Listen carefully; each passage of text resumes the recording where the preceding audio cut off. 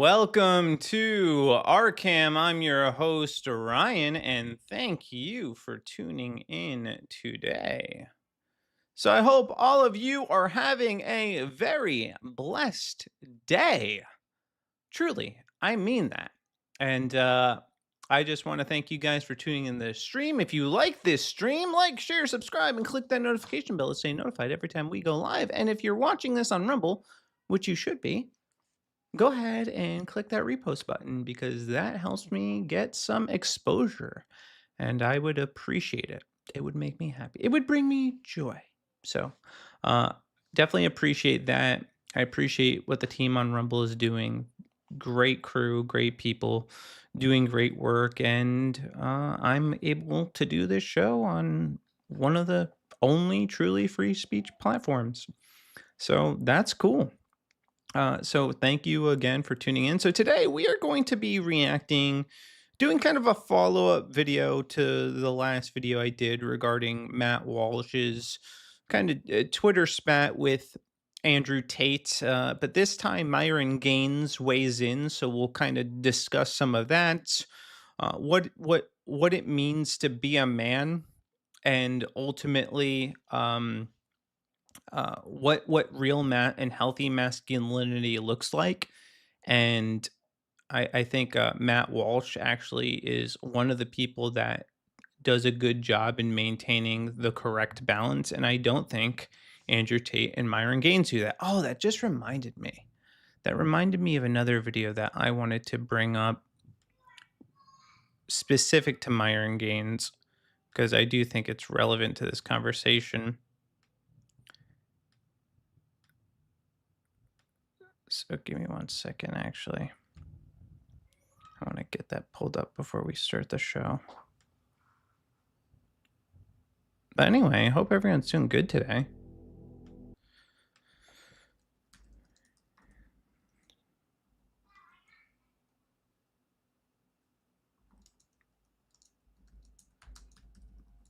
Okay, let me see if I can get this pulled up.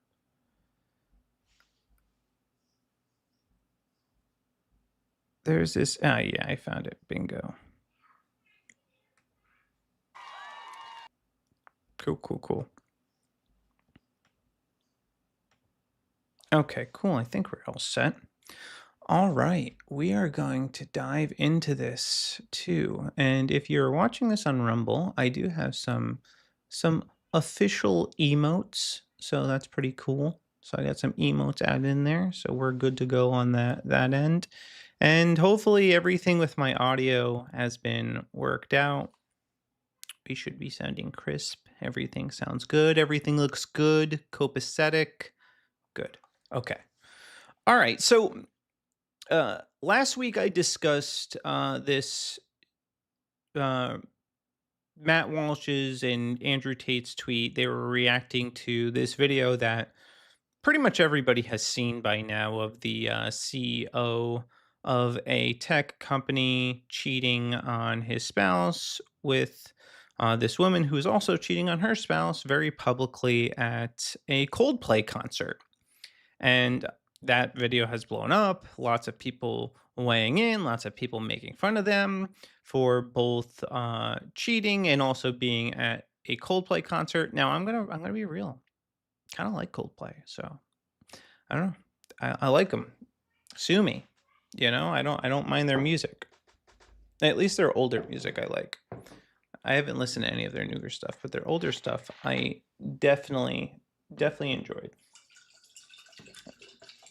I don't think I've ever seen them in concert. Maybe I have. No, I've seen the Goo Goo Dolls in concert, not Coldplay, and Maroon 5.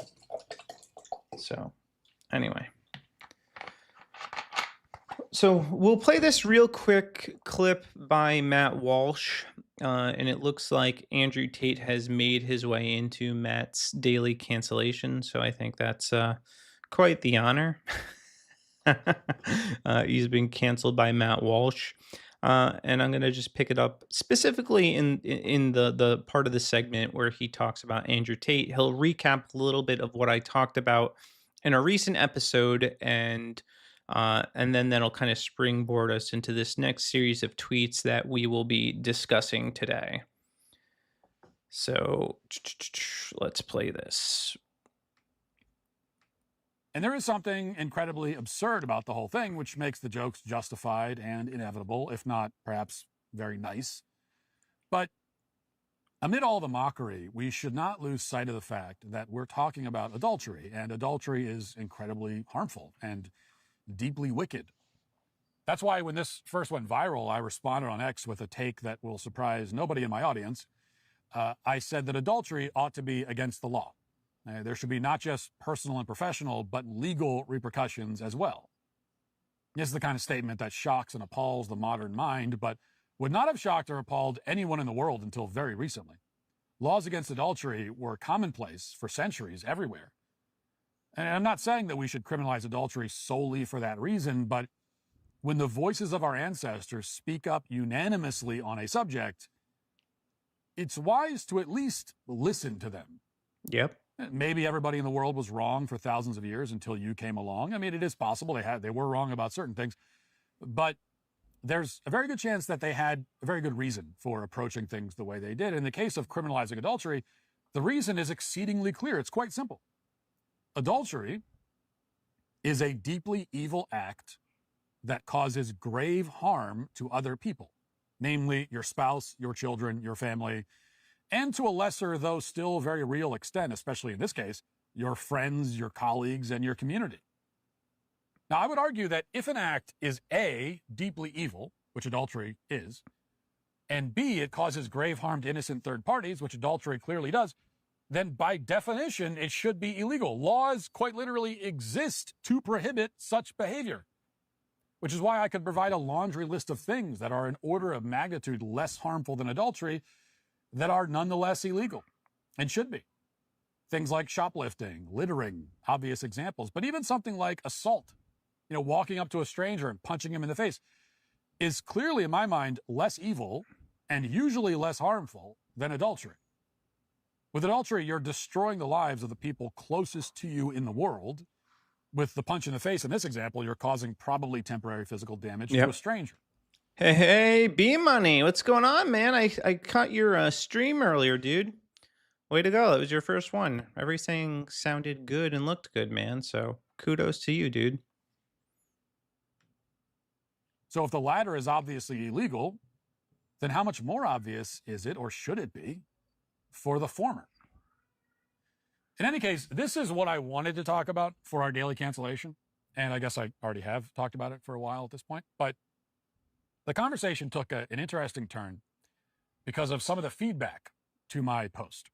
A number of men, including some prominent ones, responded that my idea is bad, not because adultery is okay universally, but because it's okay specifically for men. This is the point that Andrew Tate made in a reply to me on X. It's worth responding in some depth because his perspective on marriage and family life has proven, we must admit, quite appealing to a large number of young men. And I think that is a very troubling thing because And I think one of the reasons it appeals so much to young men is specific because he does, and I've said this before, and I'll say it again. Andrew Tate offers a teenager's vision of what it means to be masculine. It's totally superficial. It's not rooted or grounded in really anything other than hedonism. All right. So he's appealing to like the most base and primal instincts of a man and not to anything higher. perspective on this topic is wrong, and I'll explain why. So here's Andrew Tate reading, quote, "Great way to put the nail in marriage's coffin. Nobody gets married anymore because of women like her. Men are men, always have been and will be. He's allowed, she isn't. Telling men if they touch another girl at any point in their lives equals financial decimation is why nobody gets married anymore." Now, I responded and said, I disagree. Loyalty and integrity are essential virtues for a man. If you make a vow before God, you keep it. Sneaking around with another woman while your wife is at home with your children is a violation of the promise you made to her and to God, and therefore unmanly and weak. I have 4 sons and raised them to always keep the promises. Never make a promise you don't intend to keep. This is fundamental. It's disgusting too. I mean, it's just adultery is disgusting both ways too. I'm not Don't make it seem like I'm going to give women a pass because it's just as vile and just as gross um, on both ends because of the devastation that it does cause. Which is why I agree with his first point that it should absolutely be illegal and it should end and result in prison time because of the damage that it does. Kids that are products of not abortion, of adultery have significantly more difficult lives than kids who have, their family lives intact. It destroys and fundamentally alters uh, their trust in relationships because that marriage is giving them a sense of stability. All right, the commitment and vows that a husband and wife make toward one another communicate to the child that this is something that is going to stand the test of time, that is going to endure when enduring is the hardest, and it gives them a sense of stability. And when divorce happens, you fracture their entire world, and it's devastating. It's absolutely devastating to all parties involved too. Even just family and friends, man. You're forced to pick sides, and it gets ugly. It gets ugly, and then you have these custody battles, and it's just no good. Instead of just doing the right thing and honoring your vows, both husband and wife, and taking seriously your marital responsibilities. Now, Tate had another rebuttal. He wrote, agreed on this point about teaching our sons to keep their promises, which is Thanks, Crunk the Madman. I appreciate the like. I appreciate it very much. why any man with a brain doesn't hand over keys to his castle to a misandric legal system and over-emotional, unchecked females. The world's changed, Matt. Women are a fraction of what they were. Telling men to just get married and just be loyal gets men wrecked. The only way they hold the relationship together is to give up any ounce of masculinity. Living hell. The smartest move on the chessboard for a man now is to get rich and have as many children as he wants or as many women as he wants and take care of them all. Second world, avoid first world courts. Own your empire, and women will respect you in return for their provision. 4 sons isn't bad. I have more, and I always will. And no woman can steal my hundreds of millions. Marriage is suicide. Feminists built a world where females have no duty as wives and every possibility to destroy you. If you can't change the game, win the game. Now, I've already made the argument that laws against adultery, which I support, have a lot of historical precedent. I must acknowledge then the same thing here. The setup, which Andrew Tate describes and promotes, where men have children by many different women, has lots of historical precedent. It does. This is the way that primitive societies have operated for thousands of years. And today, this strategy, if we can call it that, is very popular in certain communities in this country. And you can always spot those communities because they're the ones that are the most dysfunctional, the filthiest, most destitute, and crime-ridden places in the country. Show me the murder rate and the average yearly income in any neighborhood, and I will tell you whether most of the children in that neighborhood have a father in the home or not. And I will never be wrong. Andrew Tate talks about this kind of lifestyle as though it's natural. In a post on Sunday, he made that claim explicitly. He said, quote, monogamy isn't natural for men. Men are men. This is My daughter, by the way, sneaking out of her crib, causing chaos. Gotta put her in check. how they'll always be. And he's right in a certain way. It is natural. It's natural in the sense that it appeals to our most base and uncivilized impulses. Another word might be primitive. An even better word would be animalistic, which is why it's so commonly found in the animal kingdom. Reptiles and fish behave this way. You're not going to find a monogamous lizard or shark. Monkeys are almost always non-monogamous. Go down the list of animal species, and they almost all approach family formation the way that Andrew Tate prescribes.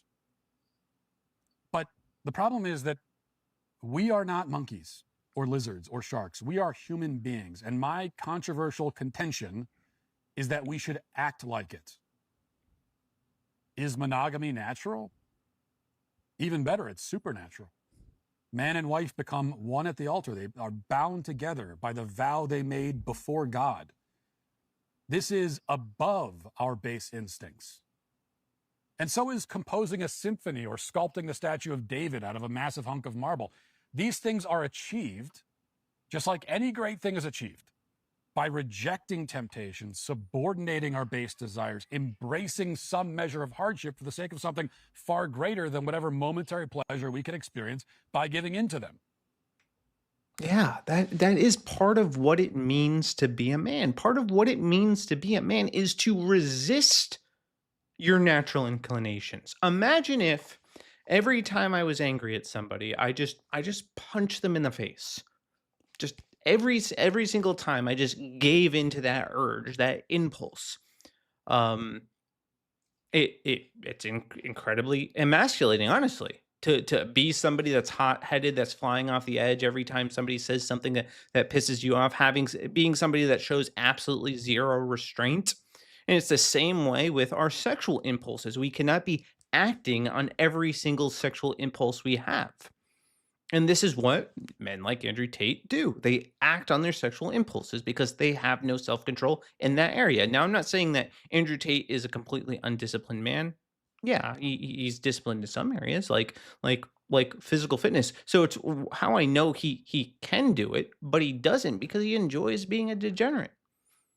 And there is nothing in this world more manly, more masculine than that. In fact, I would say this is the very definition of masculinity. Can you do the harder thing for the sake of the greater good? If you're going to impart one thing to your sons and your daughters as a father, it should be this: teaching them how to do the harder thing for the greater good.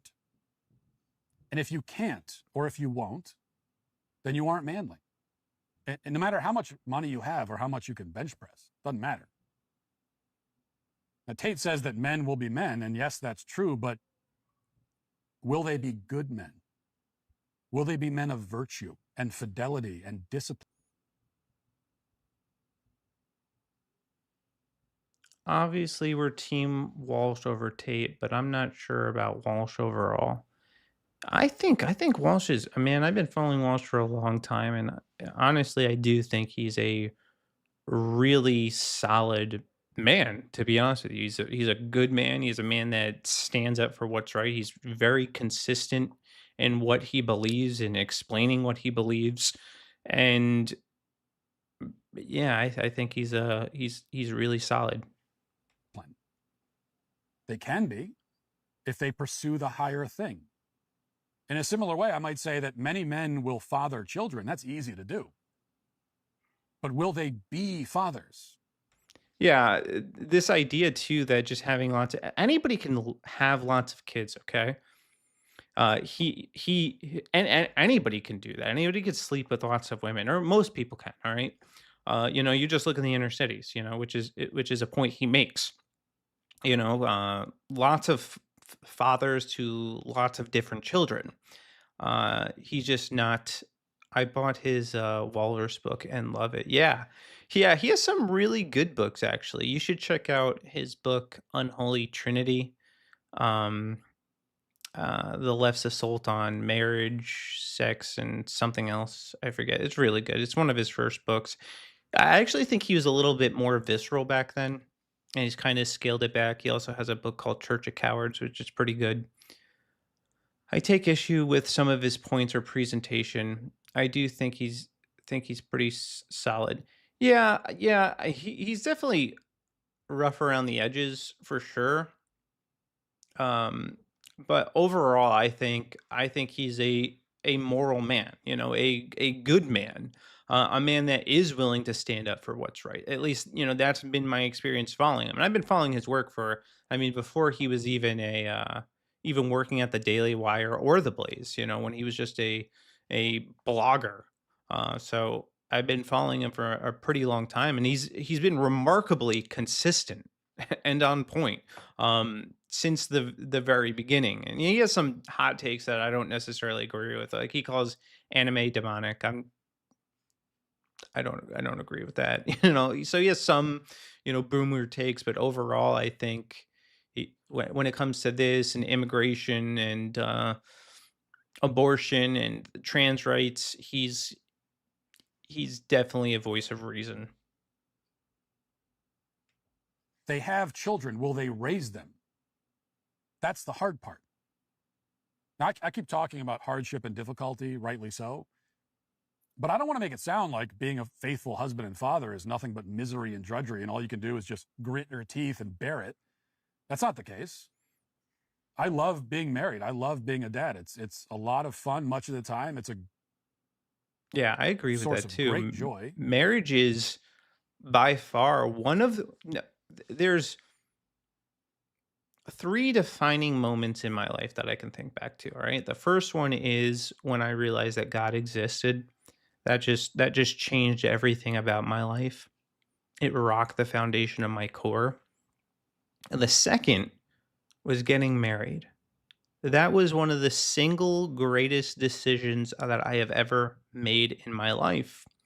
And I've been married 10 years. All right. 10 years, going on 11 years this September. And me and my wife have a beautiful marriage. Our marriage has been, I'm not saying it's been easy. There's definitely been moments of trial, but we've endured. And for the most part, when I look back on my marriage, it's pretty much just good.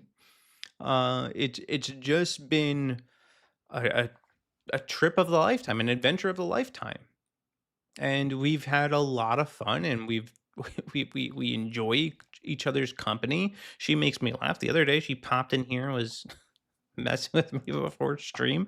We just have fun, and it's cool, And the other last decision that changed my life for the better was having children. Both marriage and children, and being a believer, all three of those things have challenged me to be a better man because I'm no longer living for just myself. I'm no longer living for just Ryan. That's easy.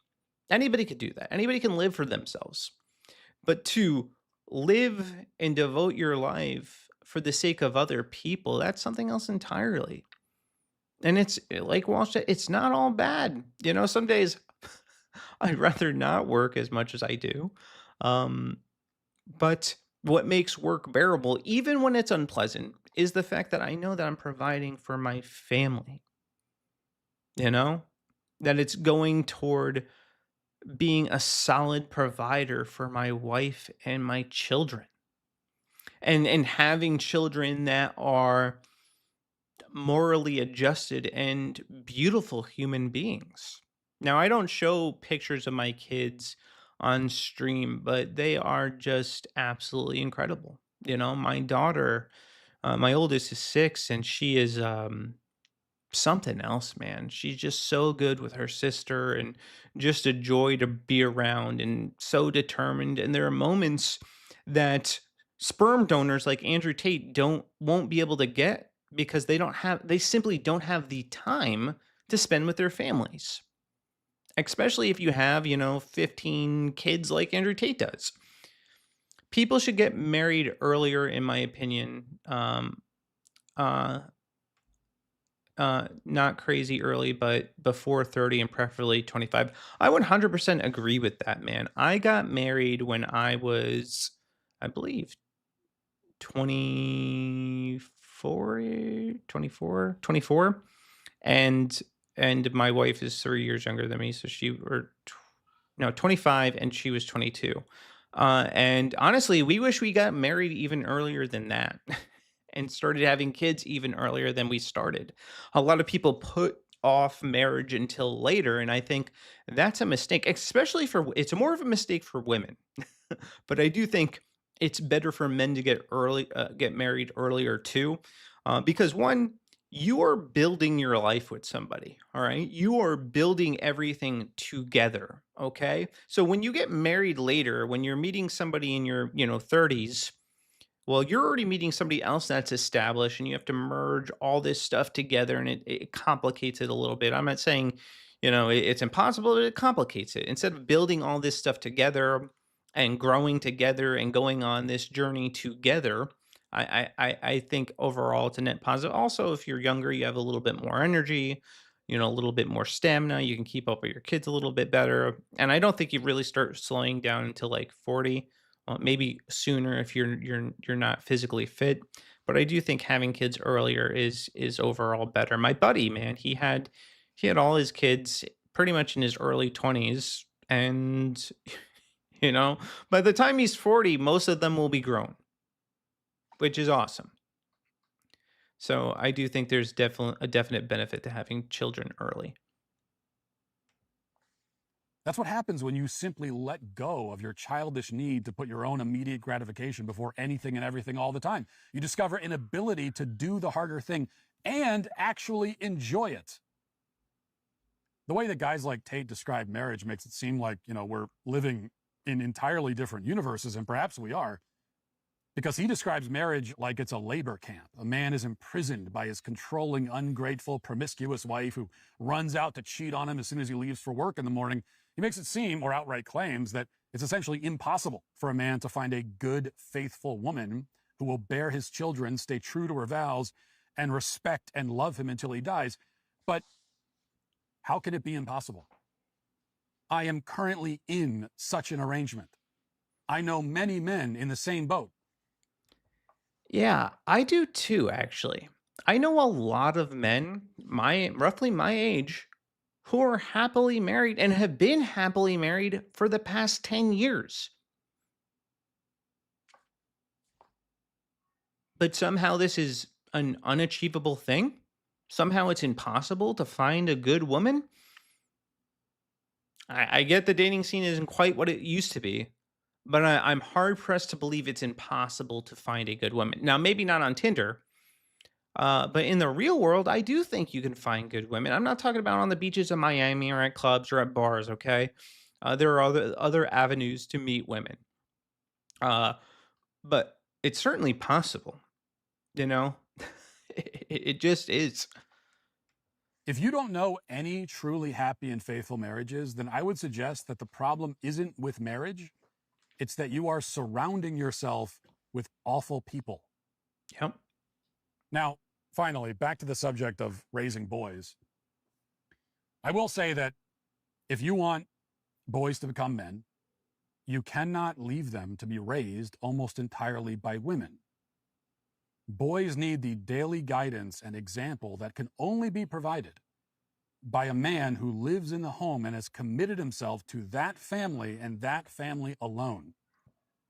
Now, Tate says that he has more sons than I do. I believe him. But my sons and my daughters have more of me than Tate's children will ever have of him.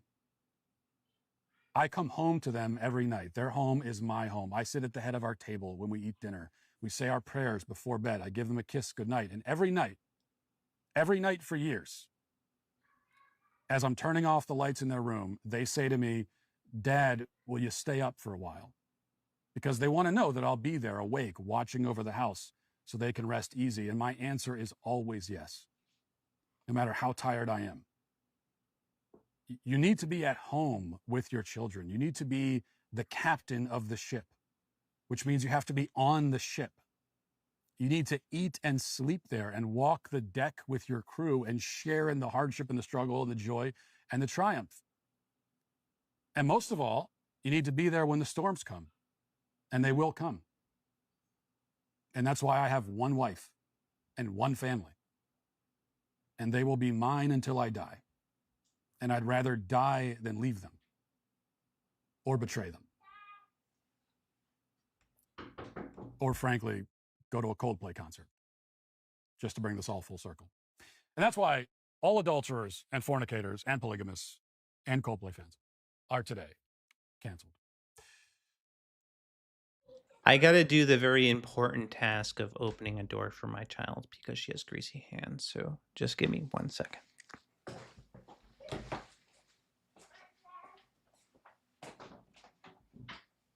Greasy hands?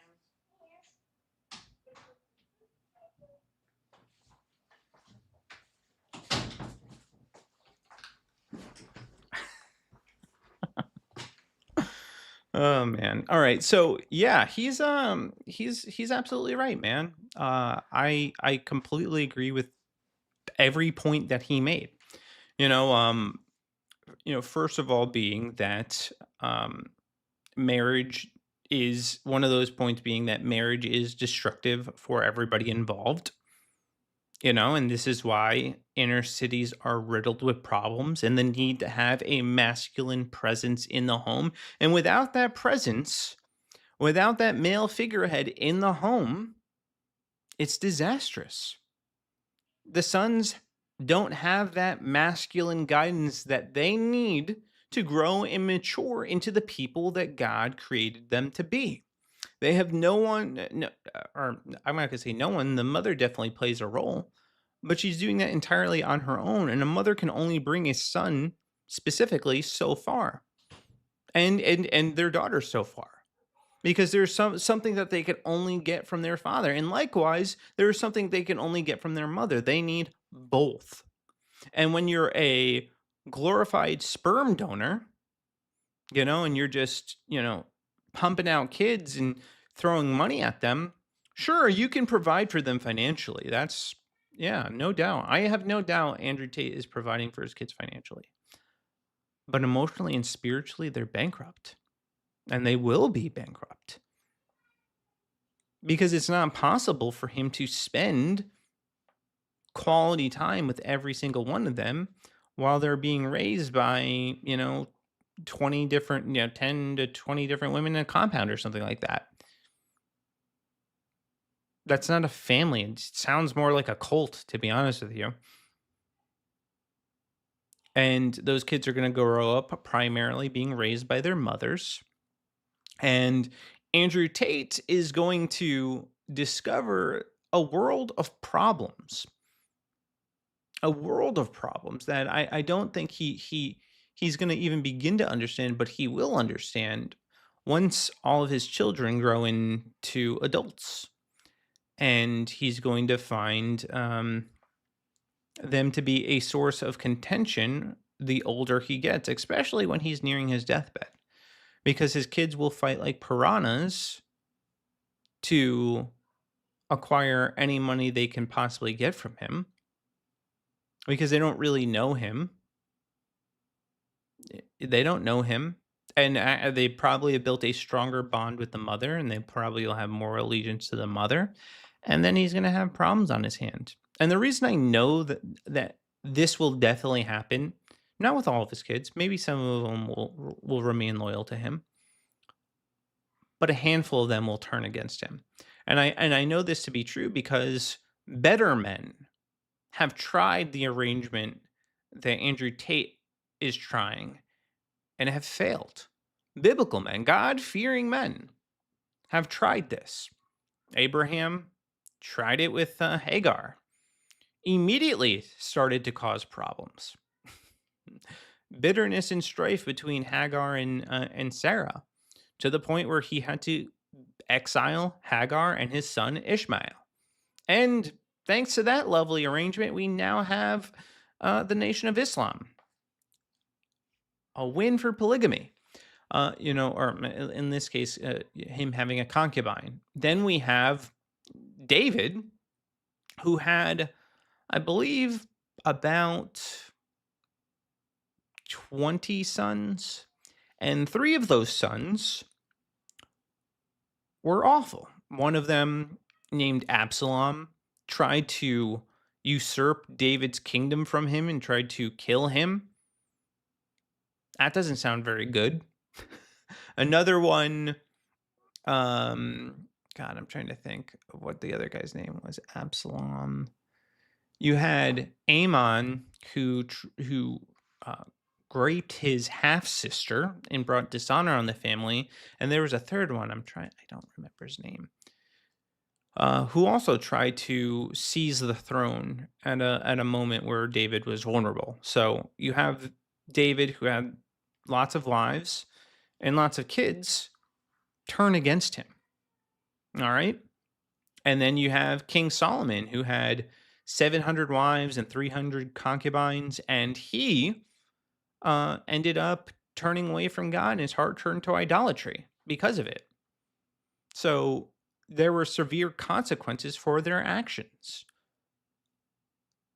Freaking even Gideon, what is it? He ended up having, God, I'm trying to, Abimelech, I think, is one of his sons, and Abimelech ended up killing 70 of his half brothers. So, the consequences in the Bible are always negative when you engage in polygamous relationships. All right, let's look at some of these other tweets real quick, and we'll kind of respond point by point because after this, Myron Gaines jumps in. Myron Gaines is another red pill bro. Although I like Myron a little bit better than Tate. He's less arrogant than Tate. I still think he gets it wrong when it comes to polygamy. All right. So he's responding to to Andrew Tate's post here. So monogamy is not natural for men. Statistically, only 20 to 30% of men have ever reproduced, while 80 to 90% of women have reproduced. Women were always sharing kings and discarding serfs. This is the same today. All capable men have multiple women. Beta settle with one and cope, and that's why they want to do. That's what they want to do. When in reality, they're forced to do it because of lack of options, societal pressures, and women threatening to leave them. I was never actually forced into monogamy, actually. I just kind of always wanted to be with one woman. That was always a desire in me long before I even became a Christian. I always wanted to get married. It was always something that was in me. I always had this innate desire to get married and have children. I mean, I'm talking since I was like 9 years old. This was a desire that I had. So, no, I was not forced into it. And I didn't choose it because of lack of options. I mean, I was okay. They are enraged that better men's women tolerate something their girl won't and see it's about differences in girls when it's actually differences in men. Women break rules for winners and make rules for losers.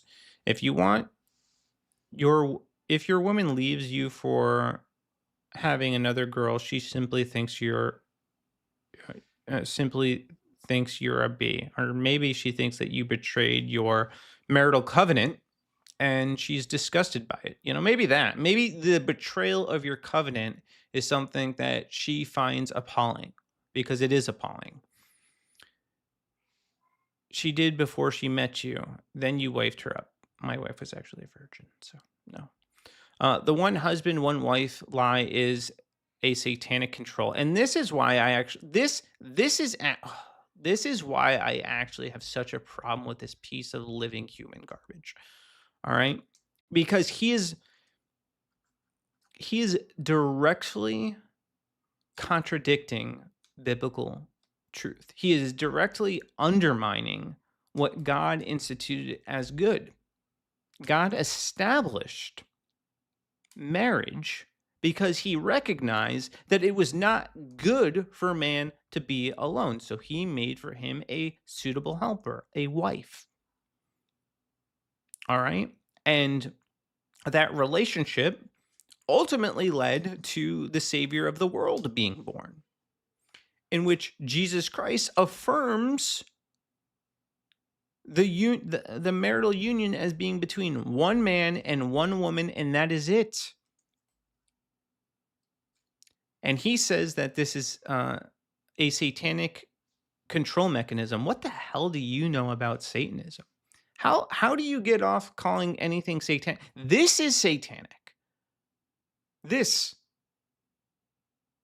evil is defined as, or sin is defined as transgressing God's law. And this is exactly what this is. And he says it's a lie. Well, you don't know better than God, Andrew Tate. Sorry, you don't. I think God, in his infinite wisdom, knows a little bit better than you do. So, a satanic control purposed mechanism, a lie spread as a disease across Western culture to mitigate societal disruption from inferior, low quality men who wouldn't be able to get a wife otherwise. That's weird because I know a lot of single men that have wives, happy wives, in fulfilled marriages. I know it's shocking, but it's true. They exist. Now, before you know it, they're walking around IKEA on a Sunday choosing curtains instead of taking their countries back from invaders. They're engaging, which, by the way, is really funny because, like, we just had Matt Walsh up on the screen. Matt Walsh has done more um, positive in this country than Tate has. I mean, what has Tate really done for our country or his country? What has he done? I don't know. He hasn't done anything political. That's all. Everything he's done has been to enrich himself. He doesn't serve anything higher than himself. They're engaging in swinging for their wives' satisfaction instead of putting their enemies to the sword. COVID was simply scared women barking at their compliant husbands. Women aren't easy psyops too. Society forces men to marry them so they could destroy masculine imperative of resistance. Western world is over, but because of this absolute monogamy BS, most of these wife jack guys who reply to this have a wife who's cheating on them anyway. And that's always the cope, man. Because every time they're confronted with a happily married man, they have to try to undermine it by suggesting that your spouse is cheating on you because they can't imagine people being faithful in their marriage because all they know are other scumbags because that's who they surround themselves with. All of these men believe they're real men for listening to girls. No one believes that. I don't know if he understands the dynamics, truly the dynamics of a biblically based Christian household, but the dynamics are that women are supposed to respect their husbands, and husbands are supposed to love their wives, and the man is the authority in the household. What he says goes. This doesn't mean that you don't have conversations or talk about things, but ultimately the buck stops with him, and that is the healthy model that God outlined that works. I know it works because that's how it is in my relationship. Real men F.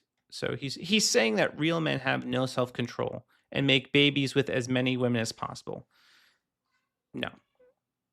No, because then that would be suggesting that all these um people in the inner city are real men. I know a lot of real men that can have sex with a lot of women and they have the babies with lots of women and they're pieces of living trash. They're garbage human beings who have no control over their most base impulses. They then raise the babies in one big group with compliant women who understand the man's genetic legacy is worth more than her jealousy. Hey, Debel 1993. How are you doing today? One man, multiple wives, all children, one big room. It's called a kingdom. It's only for kings. Peasants wouldn't understand. Then men from other countries are conquering your lands by effing multiple women when you pay for the kids out of your taxes and argue with your wife. Well, I will say he has one little small point here, and this is the problem of immigration, which we do have to stop because Muslims are outbreeding us by a lot. And we need to change that by having more children, but not having children the way Muslims do, or at least Andrew Tate does, and not caring for them. Because at the end of the day, we want to raise moral and godly men. White people need to start effing multiple women and making compliant baby mothers. Oh God, man, he talks like a retard and fast. Truthfully, most men do not deserve a wife. They are low genetic quality and deserve nothing more than to be an indentured servant to someone else and never reproduce. The men who do deserve four wives deserve for minimum to create strong offspring at an acceptable rate. The forcing of a monogamous society mitigates the true distribution curve of mating pairs. It's all about control to prevent the strongest men from having larger continuances of their bloodlines. They fear men like me having 9 baby machines and 40 children, so they try to tell you it's wrong. I don't fear you. I fear what's going to happen to you. Uh, I fear the fact that you'll be burning in hell because you're a degenerate scumbag. That's something that concerns me. Um, but I I tell you it's wrong because it is wrong. It is wrong. It is wrong to pump out kids and not be there for them. To leave your children essentially fatherless. That's wrong. Real men step up to the plate. Real men take care of their families. Real men don't just provide financially, but also spiritually and emotionally.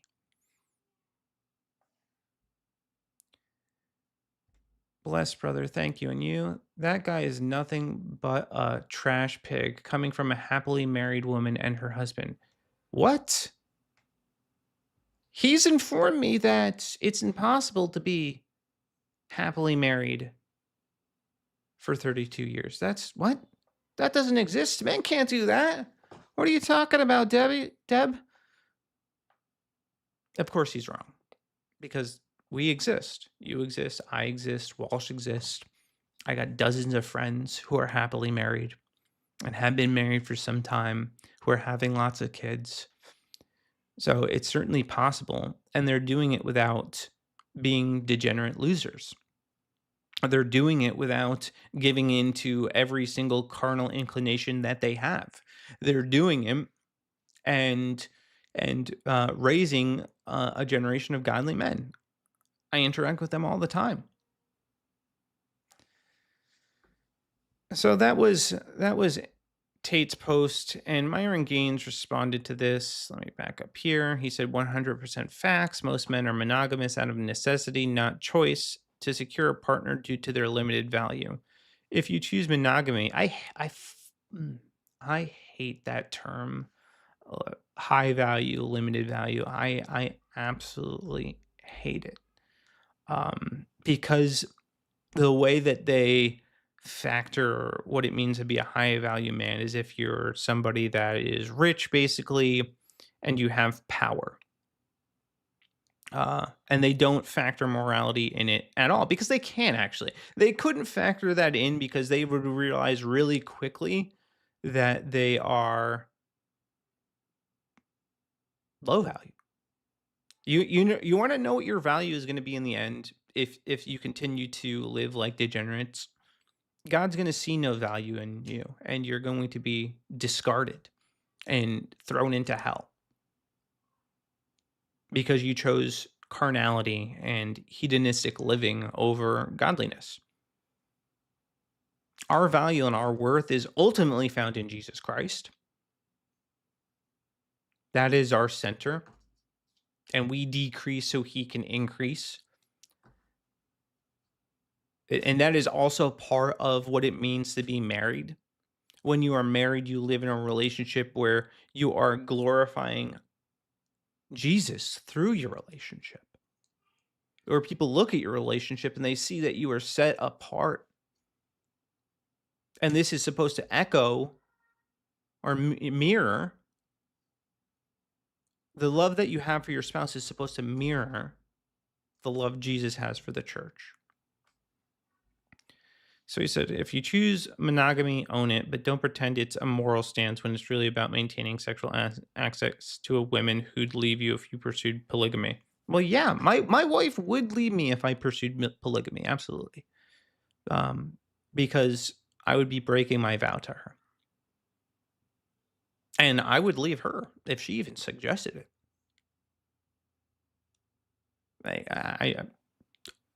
That has no place in our relationship. Because we actually are committed to something higher than ourselves. And it is a more moral union by definition because it's the union that God ordained.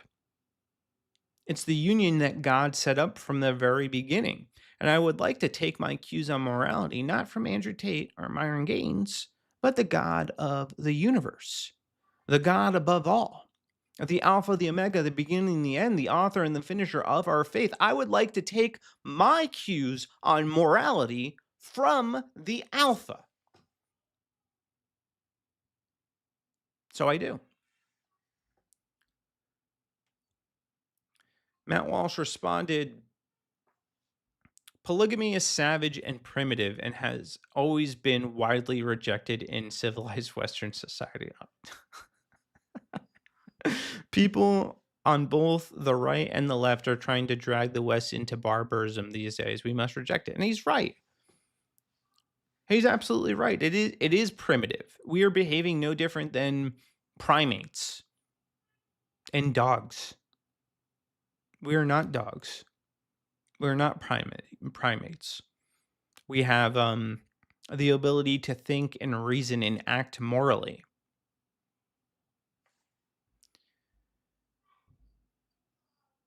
I'll get to Tate's response in a little bit to that post. So then Myron shoots back, Matt, you can't even stand up to the Jews that own the network you work for as they push propaganda to continue bombing kids in Gaza. That's real barbarism. I'd be happy to debate you on stuff like this. See, and this is another thing that they just can't help but Jewsburg. Every opportunity they get, they spurg out on the Jews. they can't help it. You could say, oh man, like I tripped and I hurt my knee. Myron would be like, the Jews, the Jews. It's ridiculous. Amen. The true Alpha and the Omega, the Aleph and the Tav, beginning and end. Yes. Yes. He's the Alpha, the Omega. He is the King of Kings. Ooh. Oh, cool. I got a new follower. Who followed me? Hey, thank you for the follow. Flinch niche. I was like, what just happened? It startled me. I appreciate that. So yeah. So they always revert to Juiceburging, especially when it comes to Daily Wire hosts. Like they don't think any of them can think for themselves. But Matt Walsh has always been somebody that thinks for himself. He's not kosher. We'll put it that way. He doesn't completely align with Ben Shapiro on many things, and they disagree quite often. So Matt responds, Myron, you can't even defend your own promotion of polygamy without immediately pivoting to the Jews. The second anyone challenges you, it's tiresome and lame. Yeah, it is. It is very tiresome. It's getting old. It's getting to the point where when people are like the Jews or you know making some conspiracy about everything, it sounds like the left calling everything racist. That's what it sounds like to me. And it's the same too, by the way, for anybody that calls you anti-Semitic for just suggesting being critical of Israeli's government. So anyway, now, trying to explain why the West should embrace the family formation practices of primitive societies and try to do it without talking about the Jews. Let's see if you can pull that off. Mr. Reality says the Jews, it's racist of the far right. Yeah, it's a knee-jerk response designed to stomp all productive dialogue and shame the person it's directed at. It's the only response idiots can come up with. They literally can't defend their alleged positions without it. Yep. And Myron Gaines shot back, your boss. See, he couldn't do it. He actually couldn't do it. Hold on a second.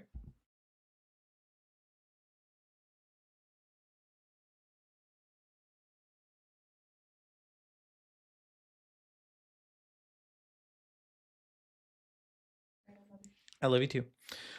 Your boss cheers bombing kids, yet you call polygamy a threat to civilization. Hypocrite. So yeah, he couldn't help but bring the Jews back up. He couldn't even do one post without continuing to double down on it. Men control their lives, not let women dictate terms. And what makes him think that all these marriages, the women are dictating the terms? Like why does he think that? You're clueless today about today's sexual marketplace stuck in a 1955 fantasy. Modern women are incentivized to ruin men, which I will agree with. Actually, I agree with that. 80% of divorces are initiated by women, 90% of alimony is paid by men, and 90% of child custody goes to women. Yeah, I do think that's a serious problem that does need to be resolved because the courts are, without a doubt, unfairly biased against men. By the way, whether you're married or not, and that's something that they never bring up. Yeah, this happens whether you're married or not. I know somebody who lost all their kids, not married, and he has no rights to his kids. So this can happen with or without marriage. Actually, your chances of getting your kids are better if you are married. The solution: men must level up to where polygamy is a choice, not desperation, so women fear losing them. I mean, if you're a good man and you provide for your wife and you take care of her and you meet your needs, she will fear losing you as you will fear losing her. That's actually a healthy marriage when you love your spouse. You couldn't imagine a life without them. That's a relationship I have with my wife. I couldn't imagine not having her. And because of that, I am forced to become a better man each and every single day. And because of that, she's forced to become a better woman each and every single day. And we come together as a family. And this is something that's not happening with them. I teach men how to gain that leverage. You trad are blind to 2025 realities, peddling obsolete monogamy first nonsense. Nothing God has ever instituted will be obsolete. Nothing. Men need power in relationships. Make your women terrified of losing you while killing her incentive to leave. Anything less, you're screwed. Look at Crowder. And they always, Crowder's like the one example they have right now. And Crowder, last I checked, he's still wildly successful. But that's they always go back to just Crowder and ignore all the other happily married conservatives. They always take that one example and hang their hat on it, like, see, forget Matt Walsh, forget Ben Shapiro, forget Michael Knowles, forget all these happily married men. Look at Crowder, he got destroyed. But yet there's tons of happily married men. Charlie Kirk is another one of them. His devout Christian wife nearly destroyed him because he thought it was still in 1955. Even your colleagues can't live in your monogamy dream. Wake up, Matt. It's 2025. One colleague. One. And he doesn't even actually work with Matt. So.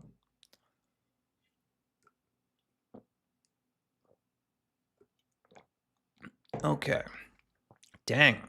I spent a lot more time on this than I thought I would. Okay. So we covered that. Oh, then Andrew Tate chimes in. Matt doesn't know what he's talking about. He's a guy who found a girl and married her. He knows nothing about modern women, nothing about modern dating dynamics. He knows nothing about women because we've slept with more than he's ever spoken to in his life. And he talks about that like it's a flex. That's not a flex. All right. Hormonal teenagers sleep with lots of women. All right. So what you're communicating is that you have the sexual discipline of a hormonal teenage boy, which is pathetic. That is pathetic. He can't imagine top tier male positioning. He's not wrong. And you want to know something too? Matt Walsh has actually made a positive difference in culture and society. And he hasn't compromised. He's remained consistently a good man. And I've seen the difference that he's made. I was at one of his rallies in Tennessee against child mutilation, and guess what? He was able to successfully get legislation passed banning it. He's actually done something that tangibly impacts people beyond just himself. Where Andrew Tate does rug pulls and other nonsense. He's not wrong because he's evil. He's simply wrong because he has no idea what he's even discussing. This is an insult. I'm not trying to insult Matt at all. But he thinks his extremely limited knowledge of women, one girl, somehow applies the whole world. Yeah, he's actually been married, so he probably knows a little something about women. He's also had sisters and he has daughters. The fact that he complains about polygamy and thinks it's driven by men and not women alone proves he's simply ignorant. He has no idea that polygamy is what women have chosen. Mm, I don't know a single woman that talks about wanting to be in a polygamous relationship. Not a single one. But they won't choose it for him. So he's mad about it. No. That's pure copium. When his wife takes him to divorce court, again, this is all they can do because they can't fathom happily married men exist. Uh his entire world collapses. He will apologize. Until then, he wraps his worldview in morality, yeah, which is the truth, to avoid accepting the beta male position of acts of service. Acts of service to a female is the beta strategy across the entire animal kingdom, while alphas are chased by females for their genetics alone with basically zero obligations. He doesn't get it, he can't get it. And if he accepts it, he will hate himself. So once his wife bounces, he can work it out. And then Myron Gaines says cooked. He did not cook, in fact, though. He did not cook it. He did not cook. There was no cooking that happened. And if he cooked, it was like a cup of noodle soup. Very low substance, nothing of value there. But Matt Walsh does respond to this. I do want to get back to show you kind of how destructive their worldview is by playing a video of a man that was influenced by Myron Gaines, and we'll get his perspective. I've been married for 15 years. I have 6 kids. You say I'm not qualified to criticize polygamy because I haven't tried it. I also haven't tried cannibalism or human sacrifice or any other primitive jungle tribe practice. Meanwhile, you've never been married and yet you think you know more about the subject than me. Your experience argument cuts both ways. Yeah, valid point. He said, and then he goes on to say, every time I have a debate like this with somebody, they always assure me, as Tate does, that my wife is going to divorce me and take the kids at my house. That's because their argument depends on the assumption that a happy and lifelong monogamous is somehow impossible, even though it's been done by billions of people throughout human history. Yes, this has been happening since the very beginning. It is more than possible. It has been the norm for most of human civilization. It is how we all exist today. But man, these guys, their brains are broken. Their brains are broken.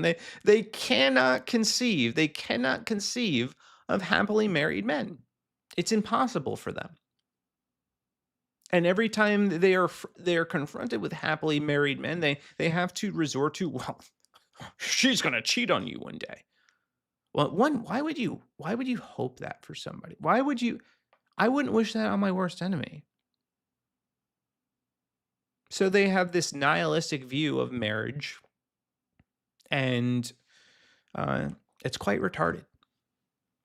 Sorry to disappoint these guys, but we're nearly a decade and a half into this, and we're happier than we've ever been. Marriage only gets better with time. That's our experience. And if you're someone who likes to talk about the divorce rate, well, statistically, the vast majority of couples who are married for 15 years will remain married until they die. That's because monogamous lifelong marriage is not some kind of far-fetched fairy tale. It's real, and I'm living it. And so am I.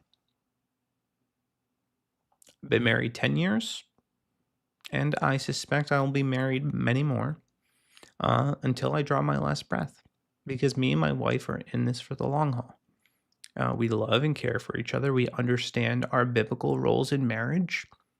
I understand that it is my responsibility to love her as Christ loved the church, and she understands that it's her responsibility to respect me as a man, to love me, and to be a homemaker to our family. So we understand our roles, we understand our responsibilities, and it makes for a very healthy marriage when everything is biblically ordered. We also understand, both of us, that we ultimately answer to God. He is the covering for our family. They're reprobate, plain and simple. need a Damascus encounter with Jesus Christ himself. Yeah, that's exactly what they need. Because that's the only way that they're going to wake up. Uh, and Without that experience, I don't think they're going to change. You know, which is also why too we need to pray for people like this. As frustrating as they are, we need to pray for them too. It's like lumping hot coals on their head. So, you know, do that. Be kind. Okay, let's play this real quick video by, well, it's not real quick. We'll play we'll play this exchange with Myron Gaines and this college campus student because I thought this is pretty good and shows how actually destructive what he teaches in particular, and Tate, you know, similar, they overlap, actually is. You know, I think it's interesting that you say that because I think, see, the reality is there's a silent majority that agrees with me. This is why Trump won, because guys know, right? This is why Trump won, because the good thing about liberals, right? This is what's good about liberals. Liberals, right, tend to be louder. You right? You guys tend to hit the streets. You guys tend to protest. You guys tend to be loud, which is great. Something I actually applaud you guys for. But nowadays, I think people are waking up slowly but surely, and I think the landslide victory that Trump had proves that a lot more guys are starting to look towards the conservatism and the right wing versus radical left wing beliefs, because Hold you know on a it just second. doesn't serve us to be liberal. And we I just want that small clip of the guy shooting back at him. Let me see if I can find it real quick. USC college campus debates. Let me just do USC college debate Myron. Okay. It is this video. It's just so far down into it. Let me see if I could like skip ahead. be liberal, and we can see that there. But yeah, Bring it up just a little bit. Can I bring this up just? there's a loud minority. What's up, man? Hey, can I bring this up a little bit? Is that okay? Okay. I appreciate it. Yeah. So I don't know. Do you remember me at all? No. Okay. So can I ask a quick synopsis of what you think the prescription is for society today for men? In a short version, what do you think they should do to be successful with women? To be successful with women, Yeah. okay, are we talking about like getting a girl for a long-term relationship, just to get laid? What are we talking about? Well, here? I think the only reason should be for a long-term relationship and marriage. I mean, that's Jesus Christ founded it. But I'm just curious what your Amen. prescription is. Well, I've talked about this. I think guys have to have certain things in place, right, before they want to get into a long-term relationship. It's 5 things. So I would say 100K per year, 6 figures a year, 6 months to 1 year of savings, be in good shape, have at least 50 partners, right, sexual body count. That is degenerate. That is degenerate. Yes, have at least 50 partners and some STDs to go along with it. Disgusting. All right. And then is that the last one? And then there's one more, but that's fine. You could go ahead and Okay. engage with what I've said so far. So the reason I asked that is I've watched almost every single podcast you ever did for about a year and a half. So much so that I bought into a lot of the things that you said. And for about 2 years, it led me astray and significantly damaged my personal life, including relationships. How did it lead you astray? Well, you told me to go sleep with a bunch of women and date multiple women at the same time, which I did. And it significantly damaged my life. And it wasn't until I actually turned around and started listening to Jesus Christ that I was saved. Amen. Now I'm happily married. I have one child now with another one on the way, and I've never felt happier. But I felt... Because that is where true fulfillment is. It's in marriage and having children. This is one of the meanings of life. This is one of those things that enriches your life in ways that you couldn't even dream of. It's amazing. Congratulations, that's good. That's really Thank good. you, thank you. And I know you're not against that, but my concern is what you're saying to men leads them astray because I'm a walking example of it. And I think you're significantly damaging people, and especially you're leading people away from morality. Women are not sex objects. Women are created in the image of God, and they are valuable, Amen. and they should be treated as such. Why should God give you one of his children if you don't even know how to treat them? So I think... So a question for you. You said you got out there dating and meeting women and stuff like Yeah. that. And then you said that it kind of hurt you. Yeah. How did it hurt you specifically? Did you like just start? What happened specifically? Well, I started warring against my own flesh. It's like trying to fill an empty void. There's a God-shaped vacuum in the heart of every man that can only be filled by God alone. Anything else you try to fill with that's not going to satisfy it. Sure. And I tried to do it with sex. Yeah. So would it be fair? How'd you meet your wife? We actually had the #1 dating podcast in North and South Carolina called Who Hurt You Podcast. Okay. And I'm also friends with Fresh. I know him very well. I texted him before I came here. Yeah. And I know pretty much everyone on your crew. But I was a heavy follower, and you actually inspired me to start the podcast, and I realized what I was doing was wrong. Yeah. So would it be fair to say that when you went through that experience, you were able to identify characteristics that you probably found as unredeemable and you probably wouldn't want to commit to, right? In what way? Well, when you were seeing these women, right, you probably started seeing patterns in how they behave, how they speak, or whatever. Maybe they're not qualified to be a wife. Because the thing is, right?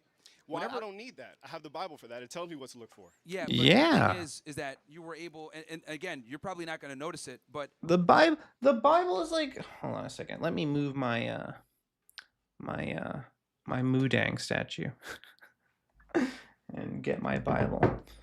The Bible is freaking loaded with proverbs about warning us against the adulterous woman. Hold on a second.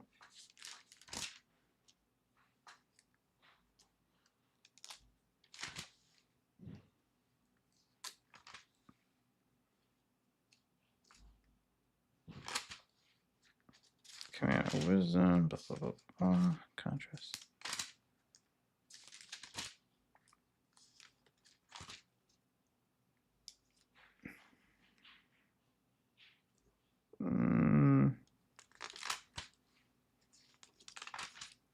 Why can I not find? Ironically, I cannot find the verse that I was looking for.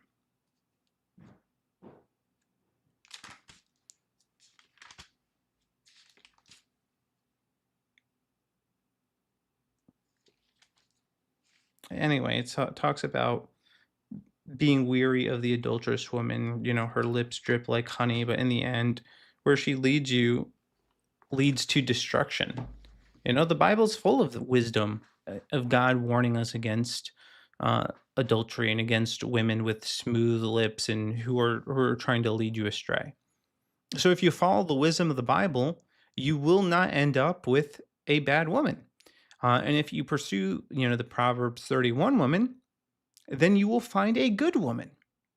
If that's the type of woman that you are trying to be. Also, you know, just food for thought.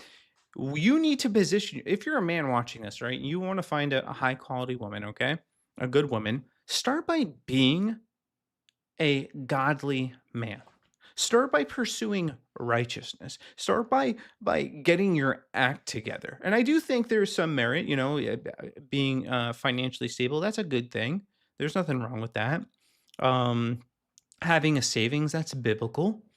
All right, it's biblical to have a savings. It's biblical to have a storehouse. Those are biblical concepts. The sleeping with lots of women, that's fornication. That's going to lead you to a path of destruction. Earlier, I talked about all the men in the Bible that were led astray by having multiple wives. So don't do that. That's bad. That'll lead you straight to hell. But there are things that you can do to position yourself to be a good man and set yourself up to have a good woman. All right, but you need to first be the type of person you would want your future spouse to marry. Be a good person. Be a person of virtue, of character, of godliness, committed to doing what's right no matter the cost.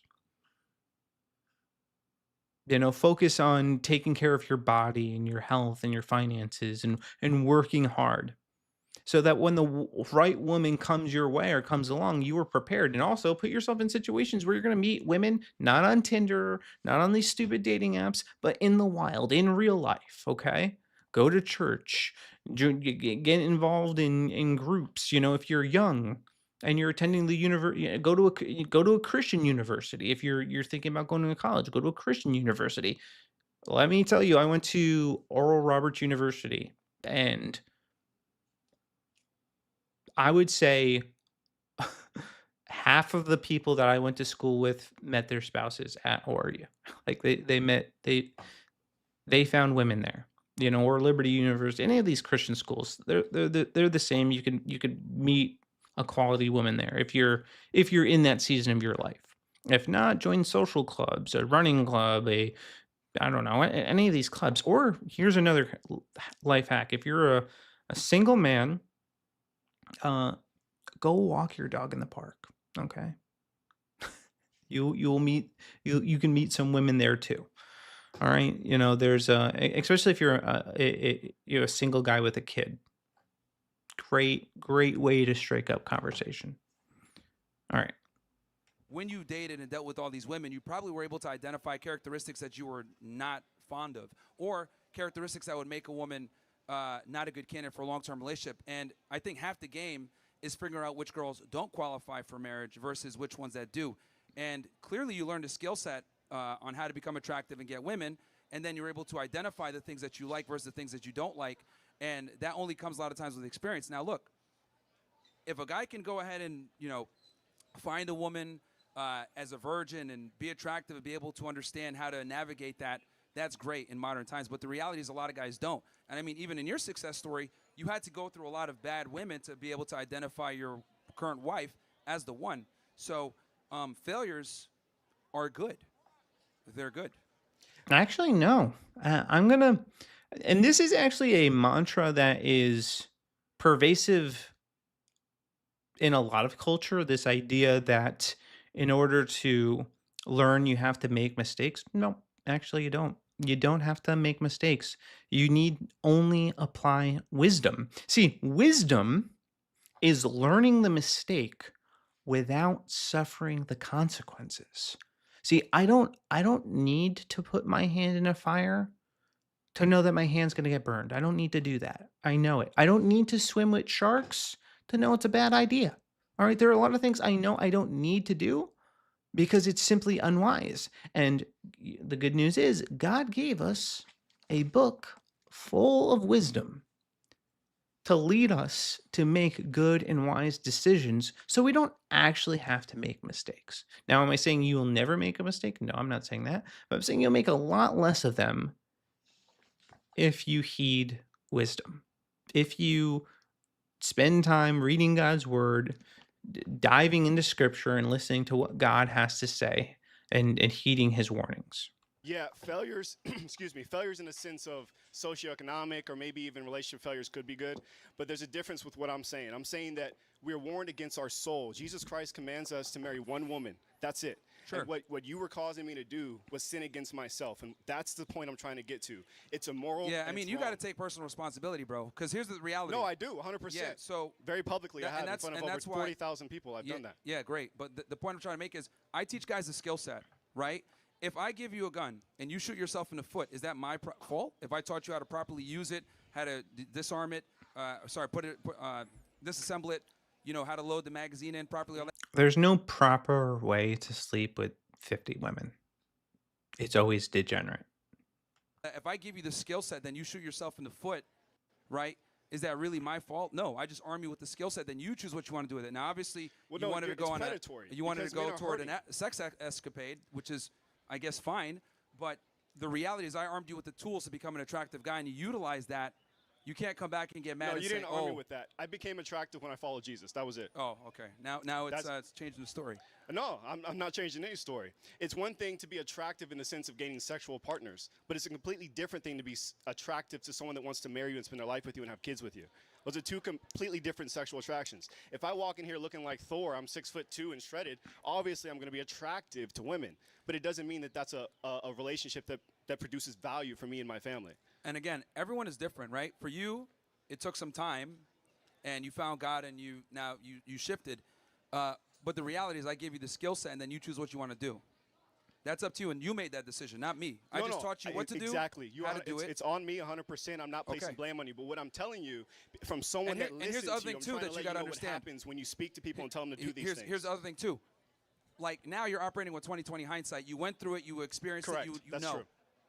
A lot of guys need to get their hand burned sometimes to figure out how things work. Oh man, it's so perfect. He used that literal example where I literally just said, "No, you don't actually need to do that. Unless you're a retard, then you need to." But yeah, but most people actually don't need to do that. They just need to heed the wisdom of people who have gone before them. And you do that and you save yourself a lot of heartache and grief. Because let's be Why? honest, men are very stubborn. Why do So- they need to do that? If they find a God-fearing woman, they wouldn't do half the stuff you're talking about. Well, they got. Here's the thing: finding a God-fearing woman in today's day and age is a lot harder said than done, right? So, I did it, Yeah, it's a lot harder. and so said did than everyone done. in my whole family. So it's not that hard. Yeah, that's anecdotal from your perspective, but again, you learned the I- skill set. You were able to find a wife. I've done it. I can count 10 people off the top of my head right now that have done it. I can. Dozens of people.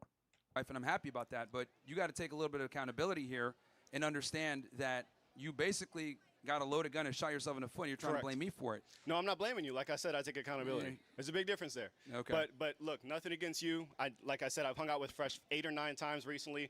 I love them, and I think your heart is in the right place. But I just wanted to give you from someone that actually listened to what you were saying to do, read your book, and it didn't work. That's all I was trying to do for you.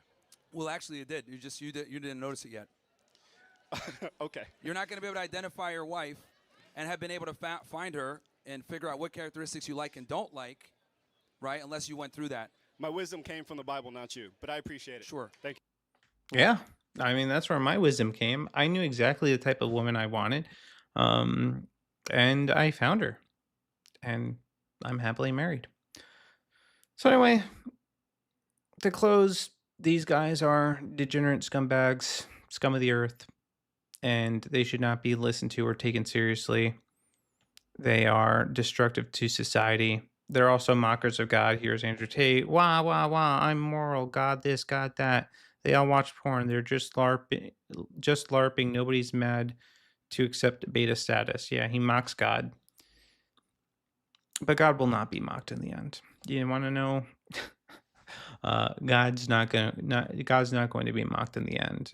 In the end, Myron and Andrew and all the people that buy into this manosphere bullcrap are going to have to stand before the Creator and give an account to every single thing that they have done. And I pray for their sake, they are not on the other end of God's judgment. I hope they repent. That is my prayer for them. And that is my prayer for those of you who have ears to ear. If you have bought into any of this nonsense spewed by these men, that you reject it, that you embrace biblical masculinity modeled by Jesus Christ. He is the peak model of what it means to be a man, and he is the only man worth following. Because he is what he teaches is good, true, and beautiful. He committed himself to a higher purpose, a something bigger than himself that resulted in the salvation of the entire world. And it's profound, and Jesus was also the peak demonstration of masculinity in the sense that he had all the power in the world to destroy his enemies, crush his enemies, to enrich himself, and he rejected it for our sake. That's badass. I mean, that is power. And then he exercised and demonstrated his power at the perfect time, culminating in his resurrection. That's gangster. That is dope. And Jesus modeled that for us. There is no greater love than those that are willing to lay down their life for the sake of a brother. And that's what Jesus did for us. He demonstrated meekness. He reserved his power for the appropriate time and then shared that power with all who believe in him, so that we can overcome this world and so that we can live righteous and moral and good lives. And that is possible with the Holy Spirit as possible with taking heed to God's ways and following his commandments, statutes, and judgments as possible. So I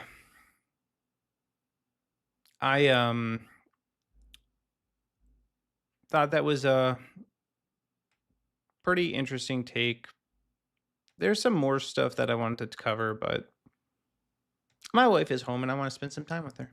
So I'm gonna go do that. But I do appreciate you guys tuning in. I think we had about 18 people watching, so thank you. 19 right now, so that's awesome. Actually, total like 46 across platforms, so pretty cool. So thank you guys for tuning in. I really appreciate it. And if you didn't repost this or like this or share this, that would be awesome if you went ahead and did that. That would be dope. I would like that. Um and that helps me, helps increase my visibility, and is one of the best metrics for Rumble is that repost button. So if you didn't click that, go ahead and do that.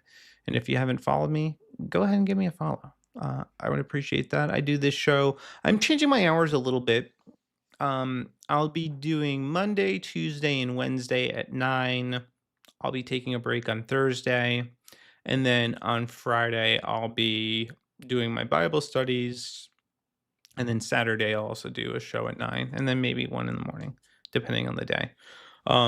So that's the plan going forward for the show. And I'm taking off Thursdays because one, I want to spend time with my family. But two, also Monday is usually like a news heavy day. So if there's like big news that happens over the weekend, I want to be able to cover it on Monday. So that's why I decided to take that approach. So we'll see. We'll see. We'll see how it works. But anyway, I appreciate you guys, truly, everybody that has tuned in. You guys are awesome. Hey, Debel, thank you for watching. I appreciate you, and God bless you and your family. And I thank you for that, for your kind words. That means a lot. I've had a pretty good experience on Rumble. I've been getting a lot more support, and it's been awesome. So just you commenting and chiming in. I've appreciated what you've had to share, and thank you. Okay, well, I guess I'm gonna run, guys. I hope you have a blessed night. Deuces.